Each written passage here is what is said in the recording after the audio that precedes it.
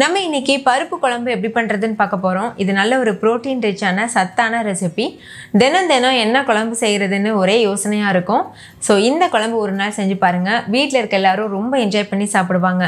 போர் அடிக்காமவும் இருக்கும். எப்போதும் நம்ம ரசம் சாம்பார் அந்த மாதிரி செய்யறதை விட இந்த மாதிரி பருப்பு குழம்பு செஞ்சு பாருங்க. போர் அடிக்காம இருக்கும். கேட்டு வாங்கி சாப்பிடுவாங்க. ஹாய் ஃப்ரெண்ட்ஸ், வணக்கம். என் பேர் அபி. Welcome to Indian recipes Tamil. வீடியோக்குள்ள போறதுக்கு முன்னாடி நம்ம சேனல் இந்தியன் ரெசிபிஸ் தமிழை சப்ஸ்கிரைப் பண்ணிக்கோங்க. கூடவே இருக்க பெல் சிம்பலையும் கிளிக் பண்ணிக்கோங்க.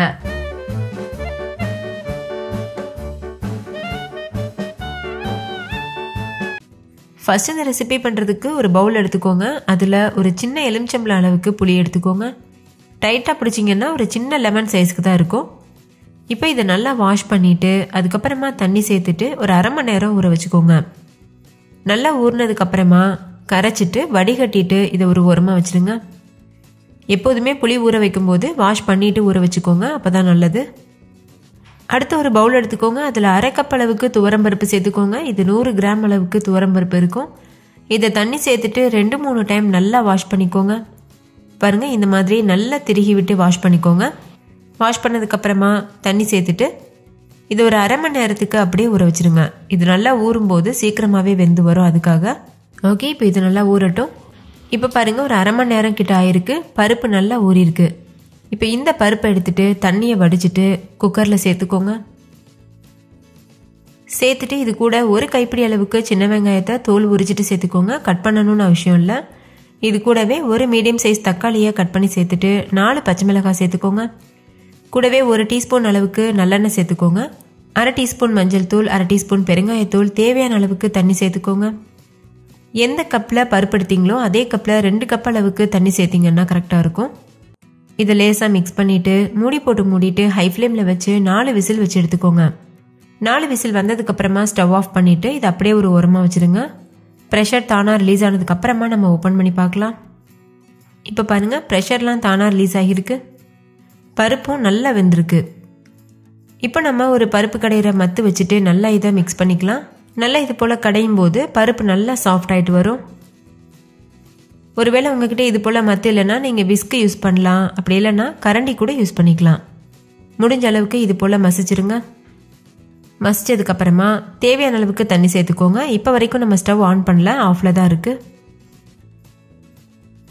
இந்த பருப்பு குழம்பு கொஞ்சம் தண்ணியாக இருந்தால் டேஸ்டியாக இருக்கும். அதனால் நம்ம எந்த அளவுக்கு வேணுமோ அந்த அளவுக்கு தண்ணி சேர்த்துக்கலாம். அடுத்து இது கூட நம்ம ஏற்கனவே கரைச்சி வச்சுருக்கோம்ல புளி கரைசல், அதை சேர்த்துருங்க. சேர்த்துட்டு இது கூட உப்பு சேர்த்துக்கோங்க. தேவையான அளவுக்கு உப்பு சேர்த்துக்கோங்க. ஸ்டார்டிங்கில் உப்பு சேர்த்துடக்கூடாது, சேர்த்தோன்னா பருப்பு ஒழுங்காக வேகாது. இப்போ உப்பு சேர்த்துட்டு செக் பண்ணிக்கோங்க. தேவையான அளவுக்கு உப்பு சேர்த்து மிக்ஸ் பண்ணிடுங்க. நீங்கள் புளி ஜாஸ்தி சேர்க்க மாட்டிங்கன்னா நம்ம எடுத்த புளியில் நீங்கள் பாதி அளவுக்கு மட்டும் யூஸ் பண்ணால் போதும். இப்போ இதை ஒரு ஓரமாக வச்சுட்டு ஒரு பேனில் 1 டேபிள் ஸ்பூன் எண்ணெய் சேர்த்துக்கோங்க. எண்ணெய் சூடானதும் 1 டீஸ்பூன் கடுகு, 1 டீஸ்பூன் சீரகம் சேர்த்து தாளிதம் நல்லா பொரிஞ்சக்கப்புறமா ஒரு பெரிய சைஸ் வெங்காயத்தை பொடியை அரைஞ்சி எடுத்துக்கோங்க. கூடவே ஒரு கைப்பிடி அளவு பூண்டு பற்கள் பொடியை அரைஞ்சி எடுத்துக்கோங்க. ஒரு கொத்து கருவேப்பிலை, 3 வரமிளகாய் இதெல்லாம் சேர்த்துக்கோங்க.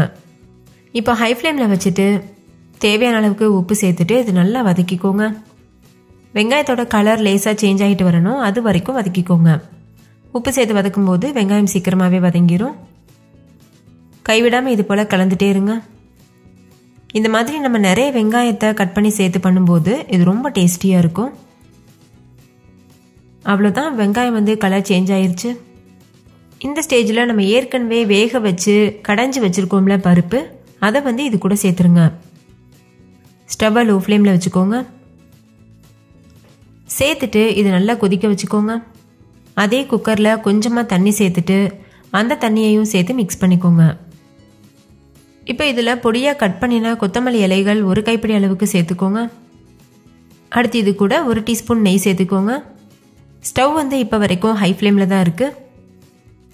இந்த மாதிரி நல்லா கொதிச்சு வரும்போது ஒரு சின்ன பீஸ் அளவுக்கு வெல்லம் சேர்த்துக்கோங்க. நீங்கள் வெல்லத்துக்கு பதிலாக நாட்டு சக்கரை கூட சேர்த்துக்கலாம். சேர்த்துட்டு வெல்லம் நல்லா கரையிறது வரைக்கும் மிக்ஸ் பண்ணிக்கோங்க.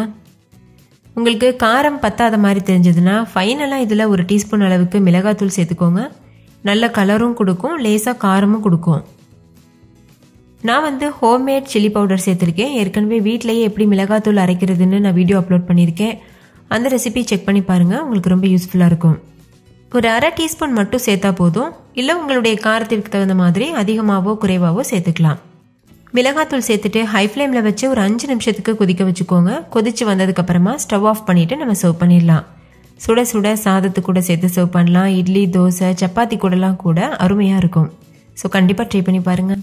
ஓகே ஃப்ரெண்ட்ஸ், இந்த பருப்பு குழம்பு உங்களுக்கு ரொம்ப பிடிச்சிருந்துச்சுல? பிடிச்சிருந்தா லைக் பண்ணுங்கள், உங்கள் ஃப்ரெண்ட்ஸ் கூட ஷேர் பண்ணுங்கள். நீங்களும் வீட்டில் செஞ்சு பார்த்துட்டு டேஸ்ட் எப்படி இருந்ததுன்னு கமெண்ட்டில் ஷேர் பண்ணுங்கள். தேங்க்யூ, பாய்.